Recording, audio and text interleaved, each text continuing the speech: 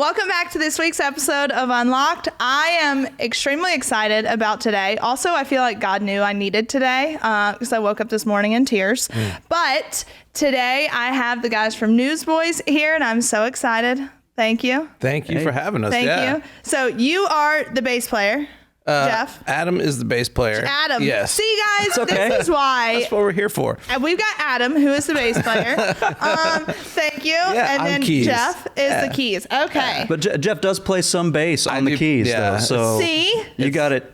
I kind of got it right. Yeah, half right. Yep. Okay, so give us, for the people listening, I know for me, Newsboys came about with God's Not Dead. Yeah. That's when it came to be for me. And after that, I was obsessed. Like, just that movie as a whole, it really causes people to, like, take a step back. Yeah. And it's kind of like a gut punch at times because you're like, I've been a very judgmental person at times. I've questioned people, and that movie really causes you to just be like, whoa. Yeah, that movie was very an unexpected success for us. And in fact, it's pretty funny how it all came about. We tour a ton. Yeah. So we were touring, hundreds of shows a year, and we actually had the song God's Not Dead that had already been out to radio and did well. But the movie was presented to us at the time as an opportunity to be a part of this thing. And so, we were so busy touring back then. We were like, okay, sounds great. But, up to that point, Christian movies had not really been in theaters or done well. You kind of were like, I don't know about that. Yeah, it's never been a cool thing. Yeah, so we got our scripts and kind of looked it over. And honestly, we thought we were just going to get out of the bus one morning and shoot a couple scenes on a camcorder. And like we would never see the end of it. You know, that would be it. It would just kind of fizzle out. And so we got out of the bus the morning of a shoot, which was actually at a show. And Hollywood movie set. And we realized that we had not learned our lines like we should and panicked. And, a typical, thing, we did a day or two of shooting. And then it's like 3 or 4 months later before the film came out, we had kind of forgotten about it. We were on the road one day and got a phone call that it was like the top 2 movie in the country. People were lining up to see it all over the place. I heard from family members I had never met before after that. Isn't that normally how it works? And, how it works. And it really started a movement, and like people like yourself that it reached like new generations. It did, yeah. It was an awesome experience for sure. That's how I knew you guys. But you guys have had what?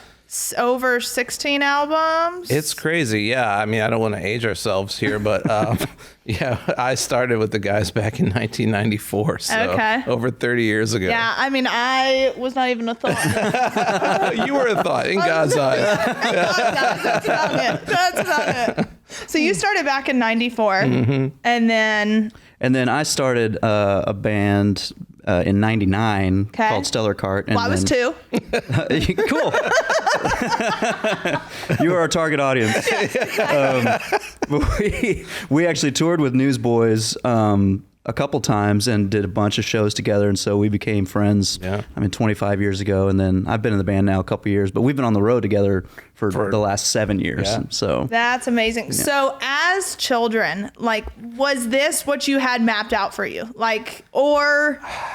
That's a great question. It was always a dream of mine. Like, I come from a family with musicians in it, and it's interesting because I always had that kind of dream of wanting to do music. My mom was a music minister in church, so I was forced into mandatory service. Oh, yeah. And we had a very lively Pentecostal church growing up, so the services were like 3 hours long. Oh. And there was so much music involved, and like pastors could call audibles, and you'd have to play anything. It was kind of like a black gospel church, for white people. I love that. Yeah. I love that. So, I was kind of involved in music, learned the ropes that way of how to play or whatever. But I was actually a friend of mine promoted a Newsboys show when I was 18 years old. He was like a youth pastor, and he asked if I would help out with that. So I was the runner for the band for the day, like the guy who just does the errands and drives the band to the hotel and back. And that's how I met them. And so my friends behind the scenes apparently were telling the guys like, hey, this guy plays keyboards about, and I'm like, okay, whatever. So I get a call like 3 months later after that whole experience. And it was the lead singer of Newsboys saying, hey, we need a keyboard player. Would you be interested?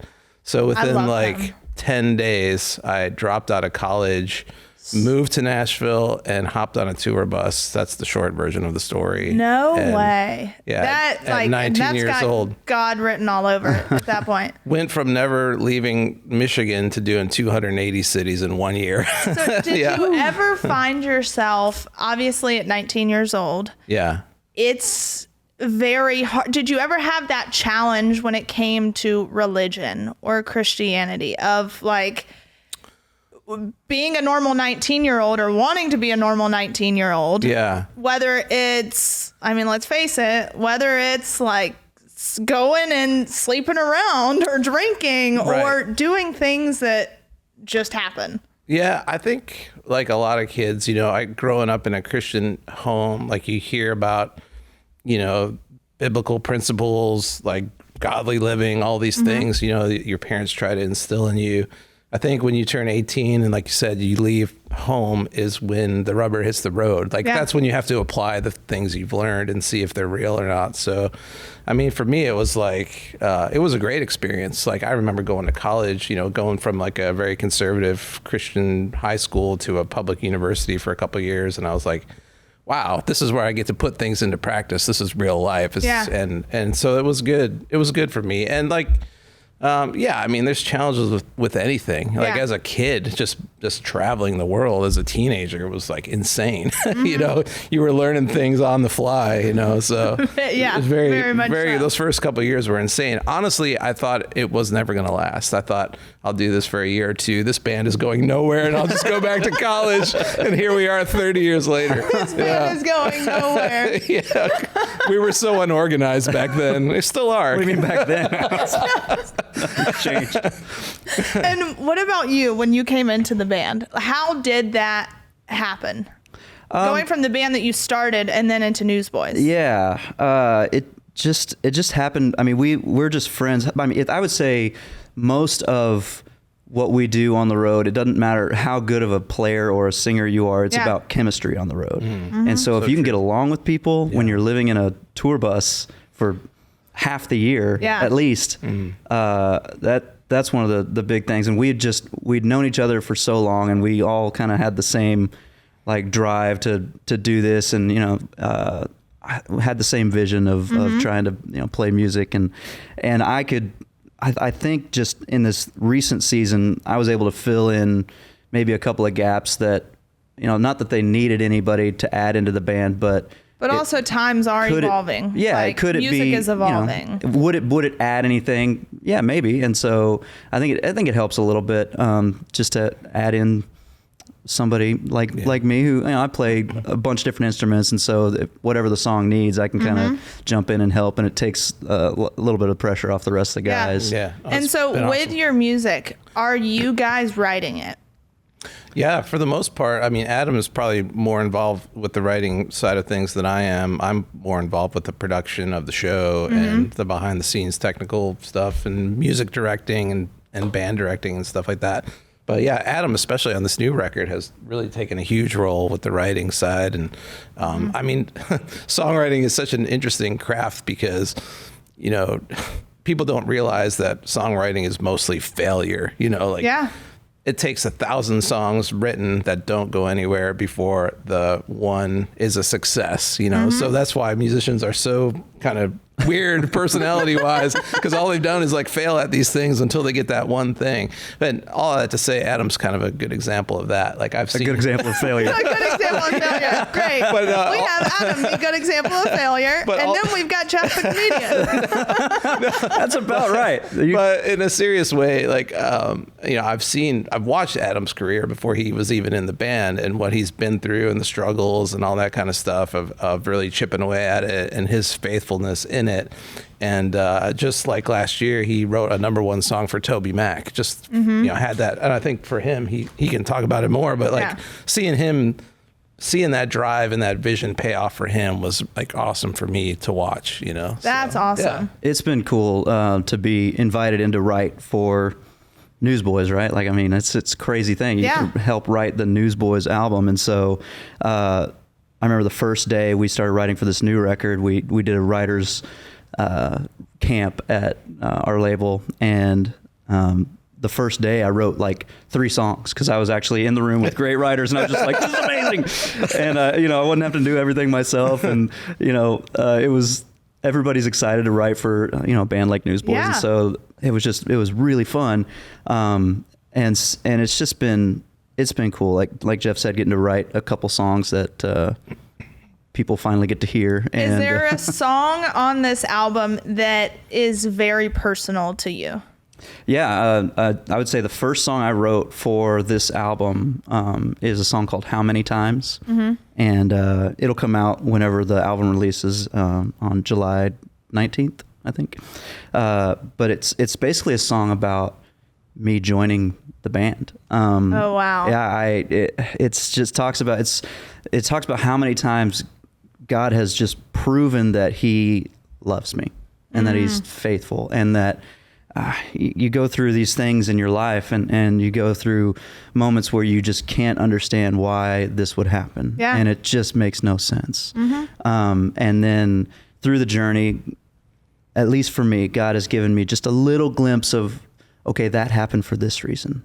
Okay, that happened for this reason. I'm still here with you. Yeah. And just those little touch points along the way, it's just proven how many times that he's been there for me. And even when I, mess up or I, fail miserably, he's still right there. Or even when I turn away and I'm just like, I'm done with this, he still follows me down that path, and he's just right there as soon as I turn around. Yeah. And so, well, I think that's a biggest misconception about Christianity, religion as a whole, is like it's supposed to fix everything. Right. People look at it as this tool to just save you, and like, oh, if I turn to God, he's going to fix it.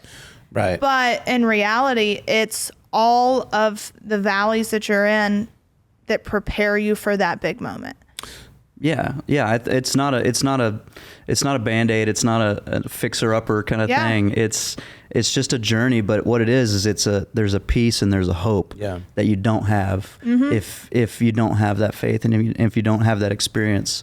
And I would not be where I am right now. Yeah. I wouldn't be married for 23 years. I wouldn't have kids and be in this position with this band if I didn't believe what I believe. Yeah. Mm-hmm. Yeah. And I definitely say after the pandemic, everyone wanted something to believe in. Like, I look at what was something positive that came from it. I feel like after that, everyone was searching for something to believe in. I feel like they still are too. I feel like the world's definitely a different place. I think that the pandemic time made you think about, at least for me, like, what's my identity? Am I Jeff the musician, or am I Jeff the father, or the person, or the follower of Christ? And I think a lot of us, we find our identity in things that are pretty fickle. And I think the pandemic exposed that to a lot of people, because they're like, oh, I lost my job, or I can't go visit my friends, or I lost a family member, or whatever it was.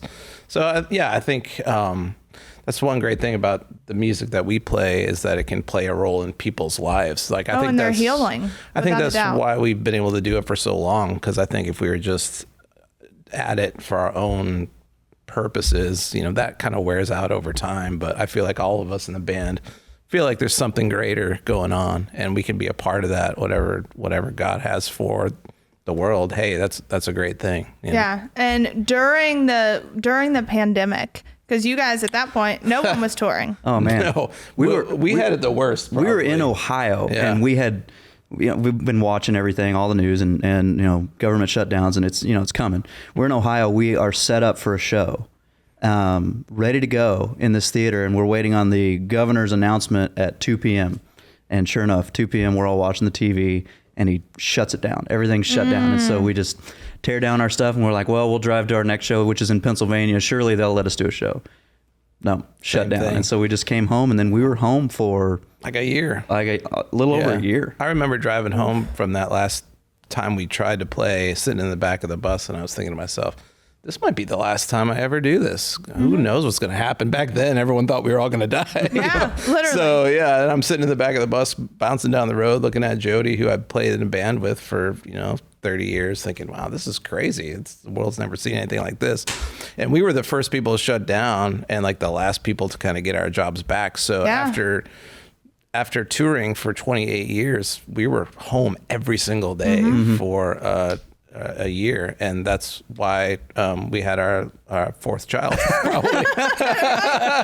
know, all the pandemic kids. Yeah, totally. Yeah, that's, you look at it too, because I have so many friends who are in the music industry here, and I feel like there was zero support for artists when it came to, like you said, the whole identity crisis. Yeah. And because a lot of these artists, that's all they've ever known. Like, that's where you find your identity. That's where you find your validation and love and all these different things. And then when it stops, and too, financially, everyone took a hit. Yeah. Identity is a huge thing. I mean, and I've been trying to navigate that with my daughter. She's 17. Okay. And so identity in high school, and she had to go through the pandemic online school and just in middle school, like it's awful, right? It's awful. Like it's miserable. And so having to find her identity, not in her friends, not in how popular she is, not in how much she has or doesn't have. We live in a pretty nice place where there, you can see really nice cars driving around, and every kid in her school has a nice house and has stuff. And it's like, that's not where you find your identity. You find your identity in what God thinks about you, and he loves you more than anything. Yeah. And so I think refocusing into that really takes the pressure off of a lot of other things. Yeah. Well, life has a way of humbling you, for sure. Like, that's what I say about the past 2 years of my life is, like, God has a way of humbling you, but it's not always a bad thing, because now it's finding purpose in the pain is what a lot of people struggle to do. But I feel like you have to seek it out. Like, you have to seek out the purpose. Correct. Yeah. And I know for me, like, if it wasn't for both my parents being in prison, I wouldn't care about what was happening. Like, let's face it, you don't, until you're slapped in the face with it, you just don't know any better. Yeah. And then you look at it and it's like, all right, God, why me? Why me? And I'll never forget, even as a kid, I was 15 years old. I had gone through so much trauma and all kinds of stuff. And I tried committing suicide. And I came home from the hospital that next morning, and there was a daily devotional and my dad's email, and it was from Joel Osteen, and it was Romans 8:28 that basically says, every hardship and adversity you go through, I'll turn around and use it to your advantage. Yeah. And it was like in the snap of a finger that I went from why me to why not me. Yeah. Like, what makes me better than anyone else to have to deal with this? And so let's figure out what the purpose is. And when you start looking at life that way, I feel like so many people are afraid to look at life that way, because you don't know what you would be without the things that had happened to you or the things that you had gone through. Yeah. No, it's an amazing story. And I think that, that's, what we were talking about earlier. God doesn't promise you that everything's going to be perfect if you follow him. But we do know, not how the story ends, but we know where we're going. We know where that purpose is. And I think a lot of us are in denial of facing things like you have head on and asking those questions. And obviously your life will never be the same, but in a positive way. And what you're doing now is incredible. So that's fantastic. But there's hardships in life. I mean, we all go through them. We're all trying to raise kids. I have 4 daughters, trying to teach them. 4 like girls. You look at the world, it just seems like sometimes it's just this beast that just wants to swallow everyone up. And so when you look at the world through a spiritual perspective and you actually believe that there is good and evil, like, it's very helpful as a parent to raise your kids in that way, instead of just like denying, like we were talking about, that those things even exist. Yeah. Close your eyes and picture the perfect vacation. Blue skies, chill vibes, cool cuisine, and the freedom to do your own thing. HYATT VIVID Grand Island in Cancun is waiting for you. Experience Mexico's all-new, all-inclusive, adults-only resort and live your vacation goals. Try a hands-on macrame making class, make friends at our boho chic private beach club, or take in the 360-degree views from the longest rooftop pool in Cancun. Do as much or as little as you like. It's your vacation after after all. If the vacay vibes are calling your name, check out HYATTVividResorts.com. You'll find awesome grand opening rates and a free speedboat excursion for 2. Yep, there's a speedboat. Go to HYATTVividResorts.com and book your stay today. That's HYATTVividResorts.com. I think right now, obviously, with it being an election year, don't worry, I'm not going to ask you. Oh, here we go. Don't worry. Here we go. But with it being an election year, you're seeing a lot come up to do with faith and faith-based organizations and all these different things. And you see a lot of people saying that Christianity is just a tool to hurt and judge. And whether it's within the, LGBTQ community and all these different things. And I, again, can't believe everything you read, but there was one of you guys had made a comment about it that said, we're not as divided as we like to believe. And that it's not, basically your viewpoint on people that think, okay, it's, your music or being a Christian band, you're judgmental or you're not accepting. How do you respond to claims like that? I think, as Christians, we're commanded to love above everything else. That's that was God's, or the new commandment that was given. And I think, the best way I've heard it described is like, you're always going to have very extreme people on both sides of the spectrum. Yeah. Who are the loudest. Yep. And as you get more towards the middle, you find that most of us are actually a lot alike and share a lot more things in common than what we know of. I think a lot of the problem is that we've stopped talking to each other. We've stopped looking at each other face to face everywhere you go. We become keyboard warriors. Yeah, like if you go back into the 90s, if you remember those years, like if you wanted to buy anything, you had to go to a store. Like you were forced to like interact with other people on a daily basis. You don't have to do that anymore. And even after COVID, it made it even worse. And so I think we've really we've hardened positions. I think there's nothing greater than like talking to somebody, even if it's someone you don't agree with, who's a reasonable person. You can find something. How's your family? How's your kids? Like just those small things in life that we've stopped doing. Well, that's what I say is I've said we've just become bitter. Yeah. Everyone has become bitter to life circumstances. Yeah. And we also don't take time to get to know people, because if you took time to get to know people, granted, if people follow me on social media, clearly you know which side I lean, but I have friends who are on the complete opposite spectrum. I do too. And they're like my best friends, but we sit and talk and it's like, hey, I understand why you believe what you believe. Yeah. Yes. Like because of things that had happened to you or maybe just who you are as a person. Like I understand it and I love you. Yeah. And that's the thing is we don't take time to get to know people. And I even say now, just obviously with everything I'm doing in our prison system, and I've partnered with pray.com to bring their technology into state prisons. So we're in the process of doing that. And I say that like those men and women, people just forget about. Yeah. Like they're just a number. And we need more people to go into these places to invest and to show that like, hey, this may be part of your story, but it's not who you are. Yeah. And people forget like that's who Jesus was. It's interesting. I learned a lot from my dad. Since you mentioned the prison thing, he had a prison ministry and had many people from his church that he would go visit every week and follow him around to all the different prisons they went to. He had one that was convicted of murder, and whole family had like disavowed this guy. And my dad went to visit him even after all his own relatives had died. He was like the last person my dad ever talked to before he died. And my dad just had a heart for this guy and just like never gave up on him.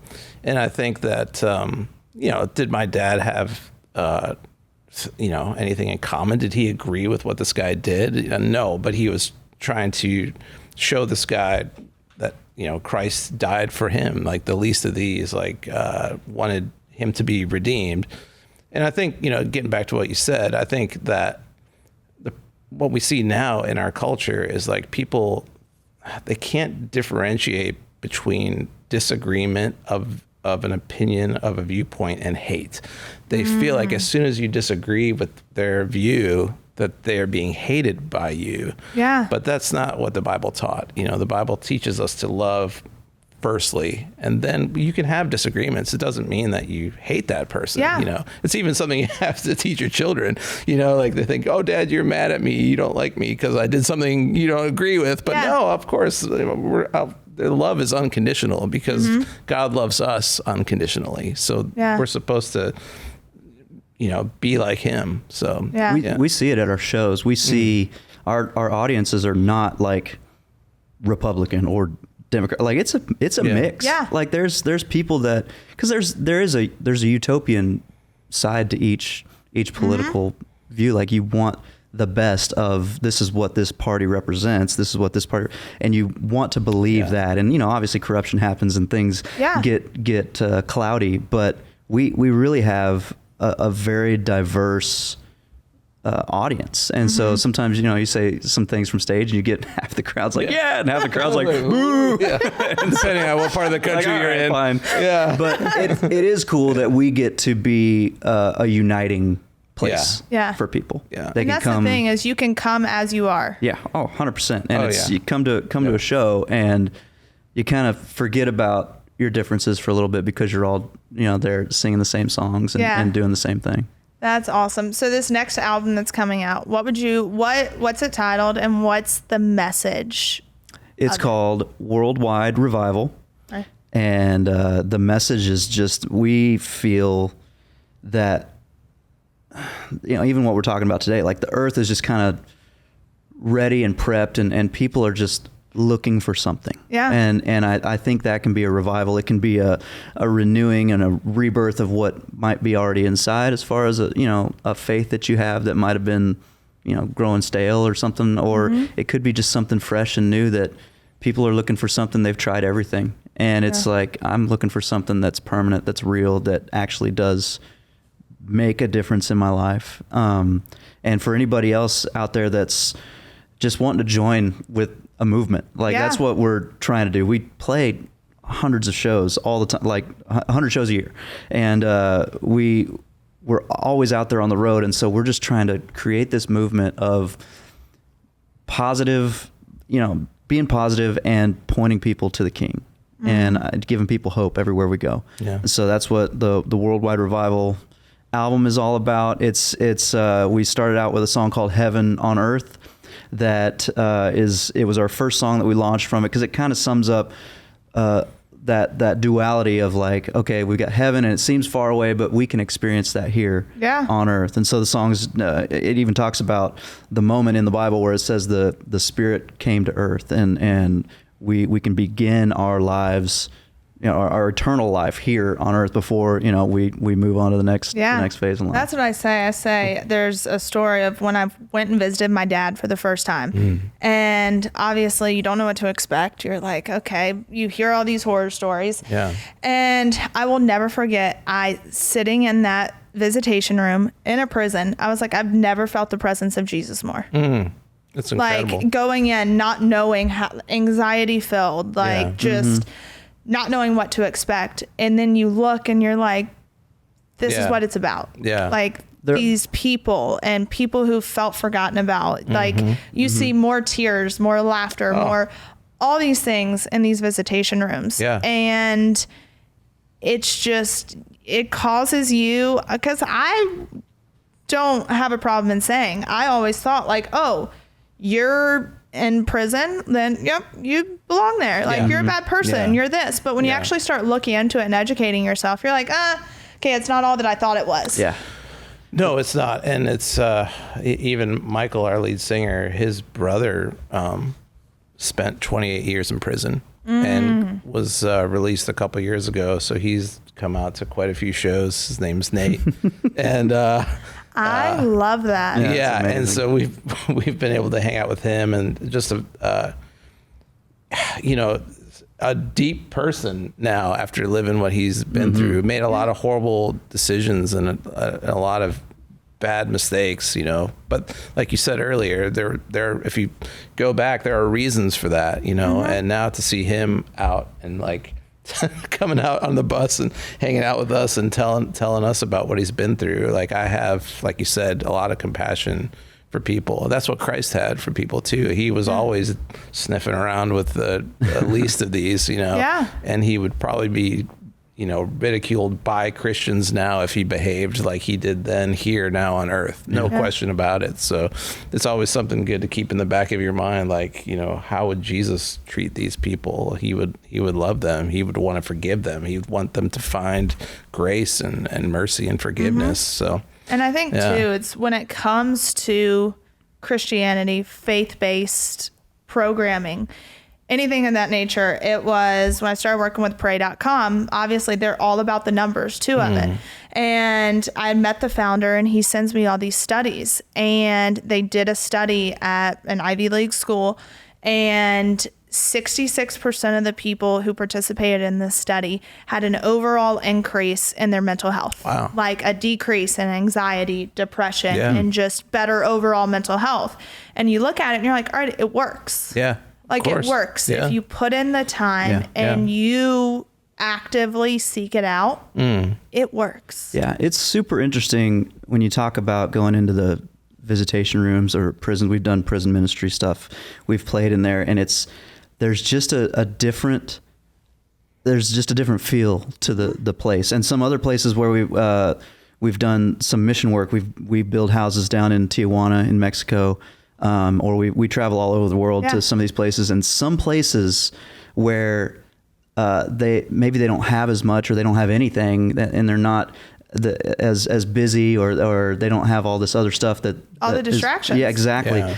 It's interesting that the veil between the spiritual world and our actual world is much thinner in those places, and so you can feel things that you don't really feel when you're just hanging out here in Nashville on a daily basis. You go to some of these places and it's life or death. Because God's all they've got. Yeah. But I think he also reveals himself in a different, more like physical, real way in those places, because that's what those people need in that moment. Yeah. More than, something like we have the access to be able to pursue our faith in whatever way we want to. We can do research. We can go to any church we want to go to. We can pray any way we want to. But some of these people, this might be the first and only time that they're hearing about this, and God's going to show up, and he's going to do it in a way that is so mind blowing that these people are completely changed, and they have no other way to think about God other than he did this miracle in this place. And we've seen some stuff that's unexplainable. We've experienced things that. What would you say is the craziest just God moment that you've experienced? That you're still like, was that real? Was it, did I dream it? And there's one that comes to mind that is pretty spectacular. I remember a few years back, we got invited. This was a crazy invitation to play in the country of Morocco. And it was actually the king of Morocco's, like, they were trying to organize a music festival there. It's all a little unclear, but it was Firefest, whatever that was. So they were doing this music festival where they wanted to have like Muslim musicians play, and they wanted to bring in some Christian musicians to play. And it was kind of like a peace sort of thing to, a cultural whatever. So we got the invitation and we were like, you want to do this? And we thought about it for about 2 seconds. We're like, yeah, let's go. This will be unlike anything we've ever done before. Let's check it out. So, we meet their delegation and they have these dinners for us. And then, they have this festival, and some of the other artists there, didn't even speak English. We were like the guests from the Western country or whatever. And so we were playing our show literally in the desert of Marrakesh on a stage. And it was almost a completely Muslim crowd, super polite. They were like kind of taking it all in, watching this Christian band play. But there was like soldiers with machine guns lined up across the front of the stage, kind of monitoring the crowd or whatever. And we have this song called I Am Free. And it talks about just, freedom you find in Christ, like we were talking about. And as we played that song, like the soldiers started dancing and like have their AK-47s and we're like all get into it, and you could tell, like, I don't know exactly how to explain it, but like something spiritual happened there. You know, when you the Lord showed up with those people. They saw something they had not seen before, in almost like an Old Testament style way or whatever, and it was awesome. We've seen that, and we've seen it happen over and over again. But I think, and you see Christianity growing in countries, not America, but in countries like Latin America and in other places, it's growing way faster than anywhere else. India, all these places, because again, when you're in a place, where you're searching and you're crying out and you just don't have all life's modern conveniences. You depend on God, pandemic, and he shows up. I feel like people there was an increase in Christianity during that time and even after, because people wanted something to believe in. And people who have a relationship with Christ know that, like, when I have nothing, I have that. And so, Adam, what would you say? A story, like something that sticks out to you? Oh man. There's a lot, but I think one of the craziest things, and I'll go back to what we've done, Newsboys for the last, I guess, for 25 years, have been partnering with Baja Christian Ministries down in Mexico, building houses for people who are living under tarps and in tents and stuff.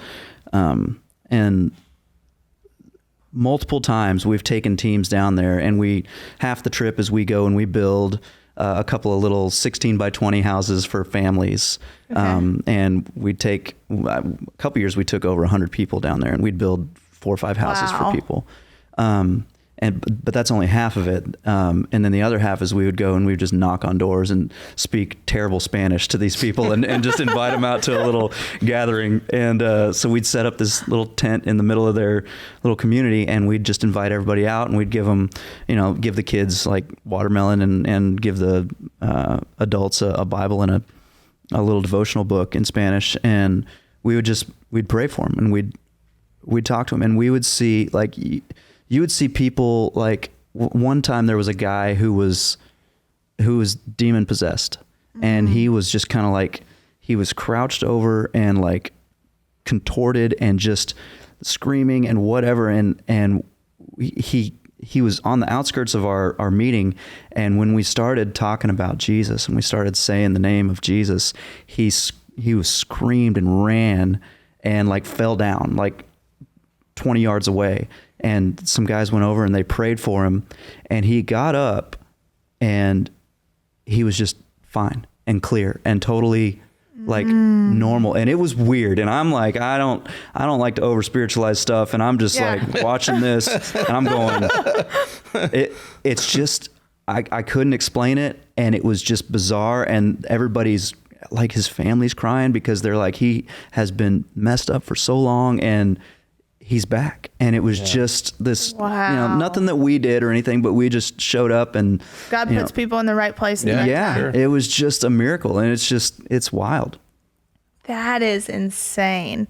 I can only imagine the stories you guys hear, or the things that you see, or Actually, I had one more that was crazy. One time we were in Uganda, Africa, and we were on a missions trip there and doing some filming and stuff.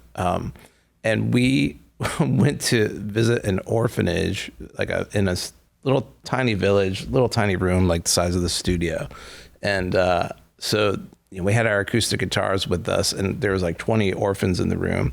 And so they're like, "Oh, can you play some music?" So we're playing He Reigns, which was, a popular song that a lot of people know.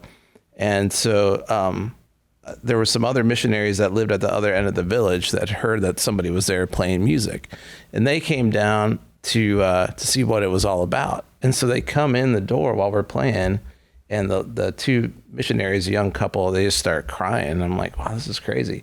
And so after it, they're like, yeah, we when we were like teenagers, we were listening to that song and we felt like God called us into ministry. And here we are like 10 years later, and you guys just happen to be in the village that we're in Uganda. Holy cow. And they're like, this is just like, one of those things that's just too crazy to be a coincidence. And Holy cow. Stuff like that happens all the time. Like, and even kids, like families who sponsor children at our shows will like, they'll look at the sponsorship packet of the kid that they're sponsoring, and like their birthdays will be the same. Or that we just like, hand out. We hand out randomly. Like it's a random, like random. I'll sponsor a child. Hand them a random packet. And it's like, well, this is the date of our anniversary. Or it's like our son passed away a year ago, and this is his birthday. It's just like it's crazy. And that's the thing. It's like for people that say like, I don't believe in that, God's not real. I'm like, explain it. I think it's harder to not believe. It's hard. That's what I say. And I say, I'm like, you know what? Guess what? If I'm wrong and there is no heaven and if I'm wrong, then what do I lose? I lose. No, I lose nothing. Right. But if I'm right, what do you lose? Yeah. It's much harder to disprove a creator. Like just take a simple, like a book, like how'd all the words get in there together, how'd the letters get in there. Somebody created it. It didn't just happen like out of nothing. So it's just harder to disprove it. What would you say to people listening that are maybe struggling to believe, or maybe, they can't quite get themselves to that point to do the research or to come to a show or to go to a church? Yeah. I think there's probably quite a few different answers to that. I think that for a lot of people, they've had bad experiences with Christians. And I think sometimes as Christians, we can be the worst face of Christianity to people who don't believe. And so I would never proudly say that like we have it all together and we're perfect. Like we talked about before, we're all works in progress. But if I was searching, I would probably, I think a lot of what you see about Christianity on the outskirts of the people that have the biggest voices, probably, you have to be discerning. There's good voices, there's bad voices. Yeah. There's people that are in things for the wrong reasons. There are leaders that make mistakes. So people are always going to let you down. Yeah. If you're following a person because of what they say, there's a good chance at some point that person's going to make a mistake and could cause you to lose your way. So, to me, it's finding those mentors, whether it's books, authors, do you have to go back, maybe going back to the classics like C.S. Lewis or some of these writers. Some people need that sort of apologetic writing, like they want to see more proof. Other people need to feel it. Other people kind of know something's there, but they just need help. But I think that as somebody who's, if you're searching, don't be afraid to dig deeper behind the surface, because people, especially Christians, we will let you down. Yeah. And so it's good to be aware of that, when you're getting into it. And if you feel like, you're not in a place where you feel like you're loved by other Christians, then you probably need to go somewhere else. Yeah. I think if you really want to know about something, then I think you just have to it's like anything, you have to put in time. Yeah. Like if you want to get fit, you got to go to the gym, and you can't just go once. You got to go a bunch of times. I mean, you've only gone once and you look great. Yeah. But no, it's like anything worth doing. It takes time and it takes commitment. And so you don't have to do anything fancy. I don't think. I think it's just a matter of spending the time in. It could be meditation, prayer, whatever you need to do in order to earnestly seek after answers. Yeah. And I fully believe that even if you're just sitting in your bedroom and you're like, you know what, I'm going to take the next 10 minutes and I'm just going to be quiet. I'm just going to listen, and I'm just going to just be like, God, just prompt me, say something. Yeah. And I think he'll show up, and he will. Sometimes it takes, one time, or sometimes it takes a long time and multiple goes at it. It just depends on the situation, but I think individually, if you earnestly try and pray and try and seek what God, just ask him to talk to you, ask him to say something to you. Yeah. I think he will. And I think too, for people that are listening, it's so hard when you, like you said, sometimes Christians can really do you in. Oh, yeah. Like, can really do you in. Yeah. Even right now, there's a few women that I'm speaking to that were part of this huge, in Dublin, California, there was a prison out there, and the guards, warden, and chaplain sexually abused them. And you look at that, and a chaplain did that. So now these women are also, they don't want to touch God. Yeah. They don't want to touch him. Yeah. And I get that. Yep. And it's so hard to try to, I totally get it. Yeah. But at the same time, I think it's a reminder that, like, God didn't do that to you.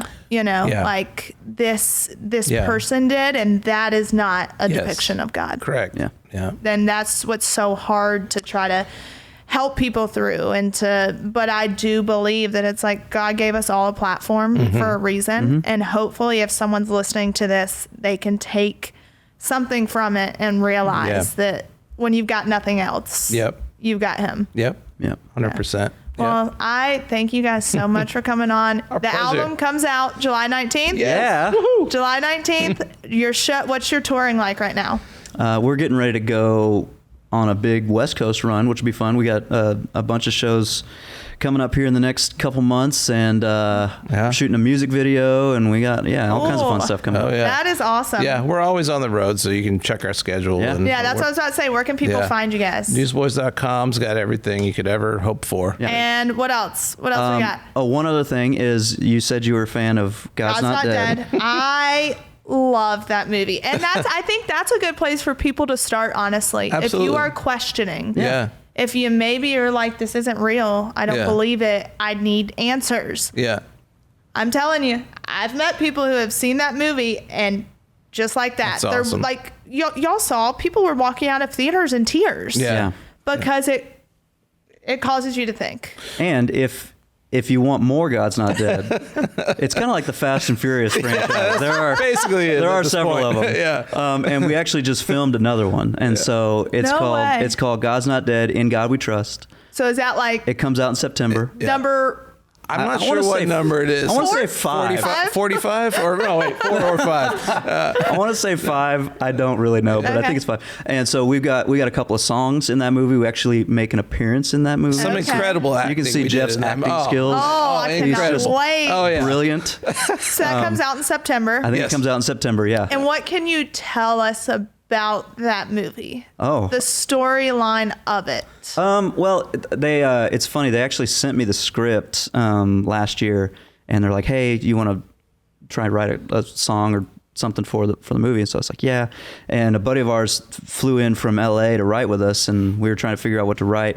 And he was like, "Oh, I got this idea. It's called In God We Trust." And I showed him my phone, and I had the same exact In God We Trust, like this is what, after reading the script, I feel like we should do this. Yeah. And then turns out they actually called the movie In God We Trust, which is crazy. Wow. And so it's basically about this pastor who reluctantly runs for Congress. Congress. And Jeff's actually seen the movie. I haven't seen it yet. But it's about his journey through all the navigating through all the process, and like reluctantly, deciding whether or not he wants to do it, feeling a call on his life, and having to debate his enemy, the senator at the end. So yeah, it's cool. Standing up for what he believes in the political realm. Yeah. See, the people who started God's Not Dead, they knew what they were doing, come out with this movie during an election year. Oh, yeah, absolutely. They knew what they were doing, without a doubt. It's not an accident. No, not an accident. Yeah. But I also love that it brings it back to, in such a crazy year, and politically, to where everyone is so far left, so far right, and at each other's throats. Yeah.